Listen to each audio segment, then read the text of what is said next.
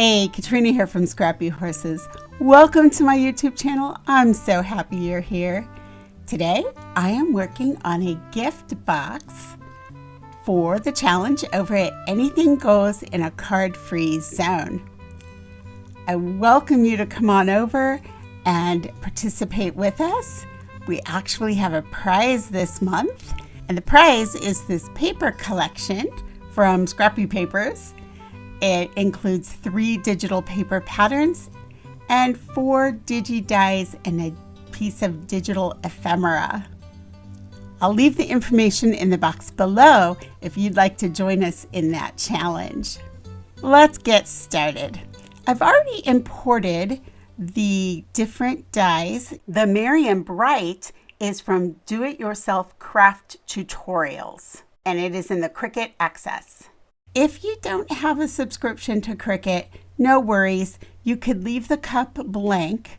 You could cut it out of just a colored cardstock, or you could cut it out of some matching cardstock from the kit if you win that. You could also stamp it. There are lots of ways you could decorate up this little cup tag.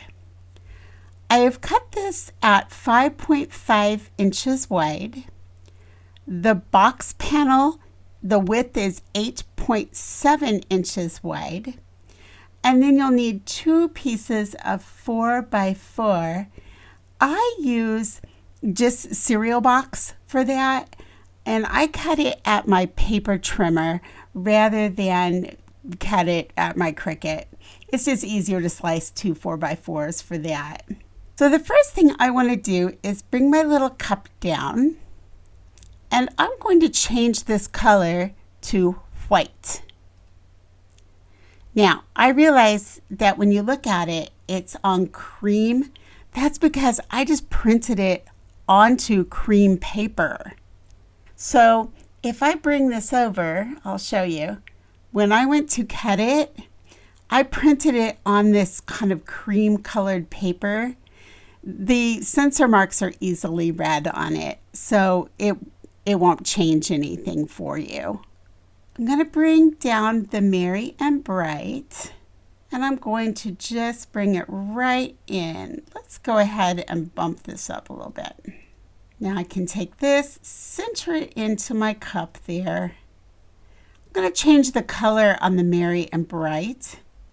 So if I can't pick it up easily here, I can come right over here to the right-hand panel, pick it up here, come over to where the colored square is under Basic Cut, Operation Basic Cut. I'll just change the color. This red would be great. Now I'm going to take the whole thing, right? Take my mouse and sweep over the cup and the Merry and Bright. Come down here to the bottom and flatten that. If this happens where it turns your cup that color, unflatten. Where it says print and cut up here, change to color and then hit white. Now take it all and flatten. There we go. Now your cup is ready. Now, if you print this on white paper, it is going to be white with that red printing. But since I cut it on this beigey color paper, okay, I printed it on that and then cut it. That's how I got it to be that color without wasting too much ink. All right, now I did not include score lines on these. I don't have a program that will add them and then keep them as score lines. They will either turn out as cut lines or they'll print when you do this. You don't want that to happen. If you choose to add your own score lines, here's how to do it. You can bring this down out of the way. Let's bump it up. You'll come over to Shapes, pull in a score line. You can bring your score line in, just match it up right here, and then pull it straight down. When you get it as close as you can there, go ahead, duplicate, and add your second one there. Then you can duplicate it again, rotate it 90, and pull it up across this way. Duplicate that one and pull it down to the bottom. Then you'll sweep over everything and click Attach. I basically put my score lines in, and you'll see this when we go over to the craft table. I put them in at the craft table with my scoreboard, and then I can line them up pretty much exactly where I want them. Sometimes in Cricut Design Space, I have a little trouble getting it exactly where I want it, and I usually do a little bit better when I'm doing it at the craft table with a scoreboard. I'm going to hide a few things on my screen that we don't need, and then we'll continue on. So now I only have two pieces left on my screen. I have the box panel and I have the cup. I only have one box panel because we're going to cut the same box panel twice. So we're going to click Make. I'm going to come over. I'm going to do this on 8.5 by 11, so I click that. And then I hit Continue. Now again, this is where I'm going to go ahead and put it on that cream colored or beige colored paper. I'm going to print it. I'm going to click Continue, Send to Printer, and then I will hit the print. When I lined up my paper on my Cricut mat, you can see that I lined it up so that this line met with right here where my print started. Then I moved this over so that this met at the top of where it would go, right up here, and the 1-inch mark. I hit Done. Then I just simply, when I reloaded with my second sheet, I wanted to match it up the best I could. I'm going to show you how I did that when we get over to the craft table. Just a quick review. When you bring this in, you want this box panel width at 8.7. Make sure your lock is locked before you change any sizes. You want to lock your proportions. Make sure your width is at 8.7. Your width is at 5.5. When you cut these pieces, they'll be 4 by 4.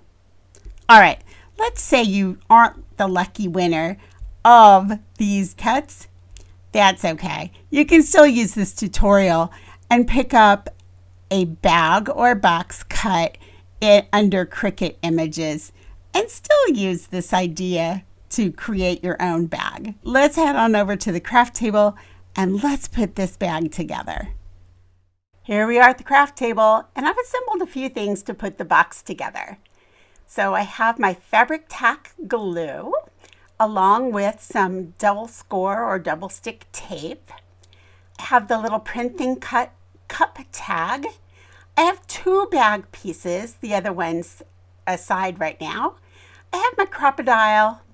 I have a piece of twine raffia there, and a piece to put around the bag for decor.